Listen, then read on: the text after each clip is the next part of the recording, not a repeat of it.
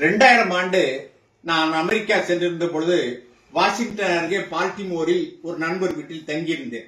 பெரிய வீடு. அப்பொழுதுதான் சோனி கேமரா வாங்கி அந்த வீட்டை ஒரு வீடியோ எடுத்தேன். 1/2 மணி நேரம். அந்த வீடு அந்த தெருவுக்குள் அவர் கார் நுழையும் போதே அவர் வீட்டு கார் கதவு ஸ்டோரேஜ் ரூம் திறக்க ஆரம்பித்து விடும். அது அப்படி தானியங்கி நடைமுறைகள் எத்தனையோ.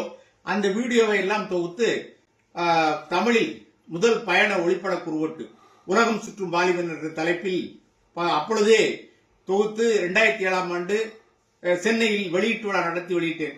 இப்பொழுது லண்டனில் ஒரு வீடு உங்களுக்கு சொல்லுகிறேன். இங்கே டாய்லெட்டில் பாத்ரூம்ல குளிக்கிற ரூம்கள்ல பக்கெட்டு மக்கு எல்லாம் ஒன்றுமே இருக்காது. எந்த குழாயும் இருக்காது. பேப்பர் தான். அதே போல குளிப்பதற்கு இந்த கண்ணாடி அறைக்குள் நின்றுதான் குளிக்க வேண்டும். இப்படித்தான் குளிக்க வேண்டும். கூட்டிக் கொண்டு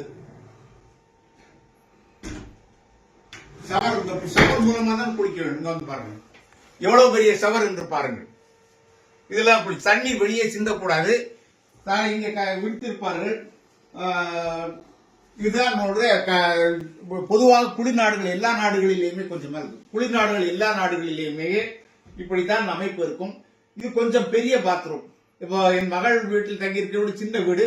அது சின்ன பாத்ரூம் தான். ஜப்பான் நாட்டில் நான் ஒரு வீட்டில் தங்கியிருந்தேன். குளியல் அறையில் இந்த கண்ணாடிக்குள் நின்று குளிக்க வேண்டும். குனிந்து காலுக்கு சோப்பு போட முடியாது. இப்படி நின்று கொண்டேதான் சோப்பு போட வேண்டும். அப்படியெல்லாம் அயல் நாடுகள் பெரிய நாடுகள் இருந்தாலும் கூட இப்படிப்பட்ட சில நெருக்கடிகளும் இருக்கின்றன.